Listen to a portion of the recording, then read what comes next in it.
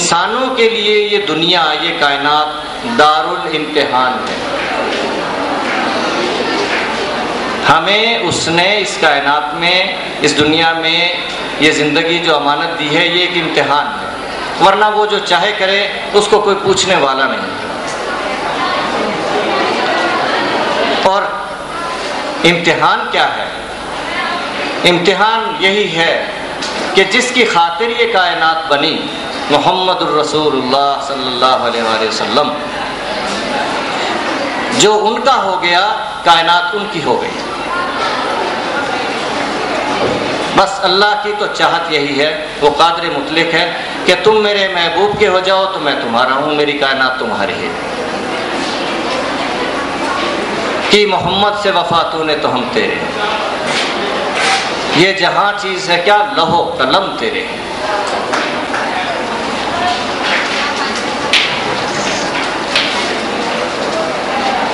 محمد رسول اللہ صلی اللہ علیہ وآلہ وسلم ہمارے دل و جان، ہمارے ماں باپ ان پہ قربان. ان سے تعلق جوڑنا زندگی کا مقصد ہے، اور جس کا تعلق ان سے نہ بنا وہ ناکام ہو گیا. ان سے تعلق کیسے جڑے گا، اس کے لیے ہمیں سوچنا ہے. ان کی پیروی کیسے کریں گے؟ تو اللہ تعالیٰ نے ایک ضابطہ حیات دے دیا جو قیامت کے آنے والے انسانوں کے لیے ہے. اور وہ کلام، وہ اللہ کے احکامات کی تفصیل قرآن پاک، جس کا عملی نمونہ آپ حضور اکرم صلی اللہ علیہ وآلہ وسلم کی ذات ہیں. اور وہ قرآن ایسی کتاب ہے، ایسا ضابطہ حیات ہے، ایسے رولز ریگولیشنز ہیں کہ اس کے بغیر مسلمان کا دنیا میں جینا ممکن نہیں. علامہ اقبال رحمۃ اللہ علیہ فرماتے ہیں،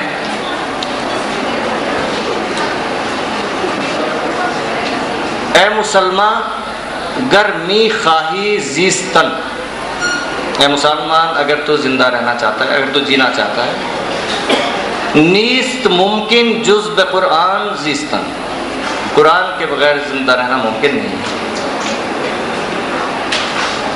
اور وہ قرآن، وہ ضابطہ حیات، وہ کتاب کیا کہتی ہے؟ یہ کتاب جو نازل ہوئی تو اس کا پہلا لفظ، پہلی وحی اقرا، پڑھیے. تعلیم کا سبق ہے، پہلا سبق تعلیم کا سبق ہے. اور محمد رسول اللہ صلی اللہ علیہ وسلم نے جو حکم دیا، سب سے اہم حکم، جس میں کوئی رعایت نہیں، کوئی تفریق نہیں مرد عورت کی، بچپن اور بڑھاپے کی، کسی بھی قسم کے حالات کی. وہ حکم ہے علم حاصل کرنا ہر مسلمان مرد عورت پر فرض ہے، ہر حال میں فرض ہے. علم حاصل کرو، خواہ تمہیں چین جانا پڑے، کوئی فرق نہیں مرد عورت میں. یہ نہیں کہا کہ عورتیں نہ جائیں. حضرت زید رضی اللہ تعالیٰ عنہ سے فرمایا، یہودیوں کی زبان سیکھو.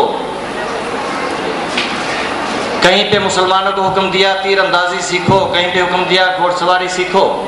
یہ تمام فنون ہیں، علوم ہیں، فنون ہیں.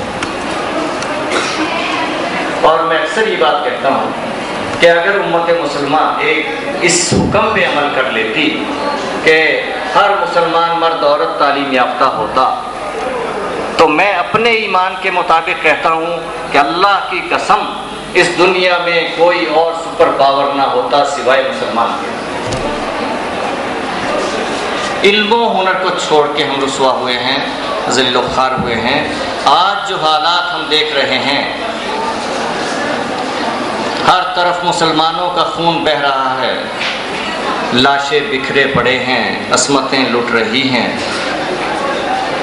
آسمان سے انگارے برس رہے ہیں، خون کی ندیاں بہہ رہی ہیں. ہم خاموش تماشائی بنے ہوئے ہیں. جس امت کی خاطر آپ ساری رات جاگتے اور روتے تھے، اور اس طرح روتے تھے کہ جیسے ہنڈیا پکتی ہو، اس طرح کی آوازیں نکلتی تھیں۔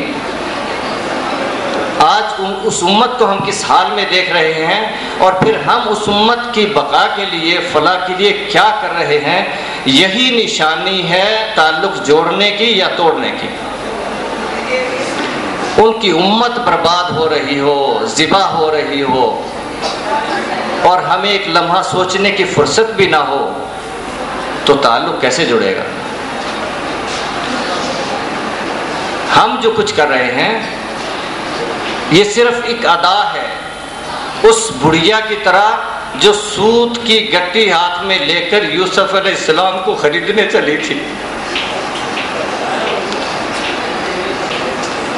ہمارے بس میں کچھ بھی نہیں ہے، سب کچھ کرنے والا اللہ ہے۔ کاش ہماری اداؤں پہ اللہ کو ترس آ جائے، تو اس امت مسلمہ کی بگڑی ہوئی تقدیر سنور سکتی ہے۔ کام مشکل نہیں ہے، ایک سوچ، ایک فکر، ایک لمحے کا تدبر تقدیر بدل سکتا ہے، مگر ایک رکاوٹ ہے، وہ رکاوٹ دور نہیں ہوتی۔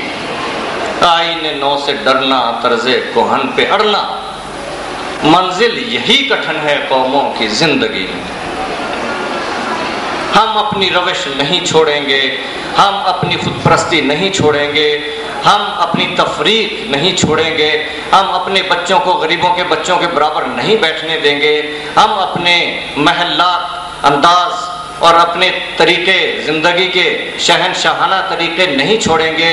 ہم مغل شہنشاہوں کی طرح ایک دن ہلاک اور برباد اور صفحہ ہستی سے مٹ جائیں گے، مگر اپنے طریقہ کار نہیں چھوڑیں گے۔ یہ ہماری ضد ہے، اور ادھر سے بھی ضد ہے کہ جب تک تم اپنے طرز زندگی نہیں بدلو گے تو اس کے فیصلے بھی آسمان پہ نہیں بدلیں گے۔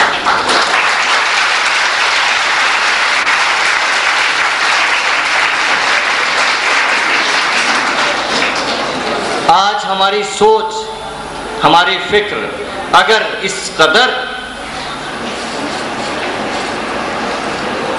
شرارہ بن کے ابھرے کہ آپ کے حکمرانوں کے خرمن جلنے لگیں، وہ مجبور ہو کے سوچنے لگیں کہ ہمیں اس قوم کے لیے کچھ کرنا ہوگا، تو کام تو کچھ بھی نہیں ہے۔ میری جن افسران سے ملاقات ہوتی ہے، ابھی پچھلے دنوں ایک ڈی سی او صاحب سے ملاقات ہوئی، میں نے ایک ہی ریکویسٹ کی کہ اس ضلع کے ہر بچہ بچی کو اسکول میں بھجوا دیجیے، ایک ہی کام ہے یہ کرنے کا۔ آپ دیکھیں گے چند سال کے بعد آپ کے پاس دنیا کی عظیم ترین قوم ہوگی۔ یہی قوم ہے جو دنیا بھر کے ترقی یافتہ ممالک کی تقدیر سنوارے ہوئے ہیں۔ نمبرداروں کو، پٹواریوں کو، کونسلرز کو، تحصیلداروں کو ڈیوٹی سونپ دیجئے کہ جو بچہ بچی اسکول نہیں جاتے ان کو بھجوائیں، زبردستی بھجوائیں، وزیرہ پولیس بھجوائیں، اسی گاؤں، اسی محلے کے زکوٰۃ اور عطیات اور قربانی کی کھالوں سے فنڈز ارینج کریں، تعلیم دلوائیں، ہنر دلوائیں۔ میں قسمیہ کہتا ہوں کہ یہ ہماری زکوٰۃ اور عطیات اور قربانی کی کھالوں کا فنڈ کسی بھی دیہات یا محلے کا اتنا زیادہ ہوتا ہے کہ اس گاؤں کے ہر بچہ بچی کی تعلیم کے اخراجات سے کہیں زیادہ ہے۔ صرف منظم ہونے کی ضرورت ہے، کوئی ایکسٹرا رقم نہ ہمیں خرچ کرنا پڑے گی، نہ ہمارے حکمرانوں کو خرچ کرنا پڑے گی۔ جو مختلف انداز میں خزانے خالی کیے جاتے ہیں سارے بے اثر ہیں۔ آپ نے دیکھا کوئی اثر کب سے کیا کچھ ہوا ہے؟ کوئی تبدیلی محسوس کی ہو تو بتائیں۔ دلے بیدار پیدا کر کہ دل خوابیدہ ہے جب تک، نہ تیری ضرب ہے کاری نہ میری ضرب ہے کاری۔ یہ دل ہی ساری چیز ہے۔ اگر ہمارے دل بدل جائیں، ہمارے ٹارگٹس بدل جائیں، ہماری منزل مقصود کا تعین ہو جائے تو کام مشکل نہیں ہے۔ کوئی فنڈز نہیں چاہیے، کوئی اخراجات نہیں چاہیے، وہی اخراجات جو ہم روٹین میں کرتے ہیں، وہی زکوٰۃ جو ہم روٹین میں دیتے ہیں، اسی کو منظم کرنے کی ضرورت ہے۔ مگر دل چاہیے. اقبال نے بہت کہا ہے دل کے بارے میں، دل مردہ دل نہیں ہے، دل مردہ دل نہیں ہے، اسے زندہ کر دوبارہ، کہ یہی ہے امتوں کے مرض کہن کا چارہ، اس کے بغیر کوئی راستہ ہی نہیں. اقوام عالم کو دیکھ لیجئے جنہوں نے ترقی کی ہے، کوئی راستہ آپ علم و ہنر کے بغیر نہیں پائیں گے. اور اسلام اسی لیے سب سے زیادہ اہمیت اور ترجیح اسی کو دیتا ہے، اسی لیے میں نے ذکر کیا ہے اقرا کا بھی اور آپ صلی اللہ علیہ وسلم کی حدیث مبارکہ کا بھی. مگر ہم مسلمان نہ جانے کیسے مسلمان ہیں، نہ اللہ کی مانتے ہیں، نہ اللہ کے رسول کی مانتے ہیں، نہ اللہ کی کتاب کی مانتے ہیں، بس مسلمان ہیں. تو اسی لیے پھر فیصلے آسمان سے یہ آ رہے ہیں کہ یہ جھوٹا ہے، اسے مارو. نام میرا لیتا ہے، پرستش کسی اور کی کرتا ہے. اسی لیے دنیا بھر کے مظالم مسلمانوں پہ ہیں. ہمیں بیدار ہونا ہوگا. ہمیں اپنی قوم کے لیے، اپنے ملک کے لیے، اپنے ملک کے غریبوں کے لیے تھوڑا سا وقت نکالنا ہوگا، تھوڑا سا سوچنا ہوگا، تھوڑا سا منظم ہو کے کام کرنا ہوگا. بہت تھوڑا کام بہت زیادہ رنگ لائے گا. مجھے خوشی ہو رہی ہے آج یہ مسکراتے چہرے دیکھ کر. یہ تو ہم نے تھوڑے سے بچے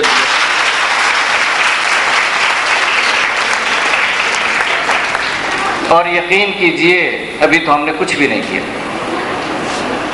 اگر ہم اس طرح سے، جس طرح سے نبی اکرم صلی اللہ علیہ وسلم کے عاشقان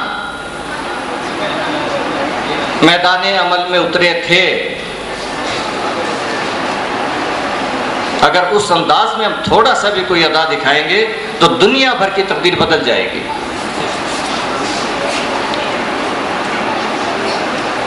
آج ہم میں نہ روح بلالی ہے، نہ عشق ویسے کرنی ہے، نہ ہم میں وہ سمجھ بوجھ ہے، نہ ہم میں کوئی ایسی ادا ہے. مگر جو تھوڑا سا بھی ایک قدم رکھتے ہیں تو اس کا صلہ ہزاروں قدم آگے نظر آتا ہے.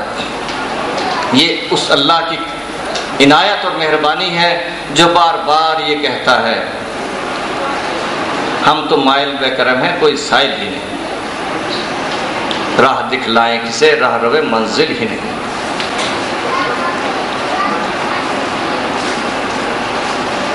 میرے بھائیوں، دوستوں، بزرگوں، بہنوں، ماؤں، بیٹیوں، بیٹوں، ایک ہی پیغام ہے.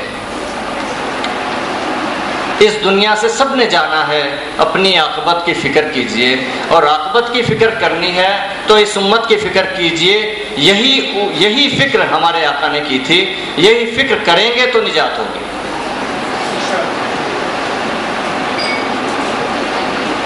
اور اگر اس پہ تھوڑا سا عملی مظاہرہ کریں گے تو انشاءاللہ منزل دور نہیں ہے. وقت کم ہے، کہنے کو تو بہت کچھ دل چاہتا ہے. اگر میں نے دوسروں کی نظمیں شارٹ کروائی ہیں تو اپنی تقریر بھی شارٹ کرنا پڑے گی. چند اشعار، کیونکہ کتاب کی تقریب رونمائی بھی ہے، اس لیے اپنی ایک نظم کے آخری 3 شعر عرض کر کے اپنے مشن کا اظہار کرتا ہوں اور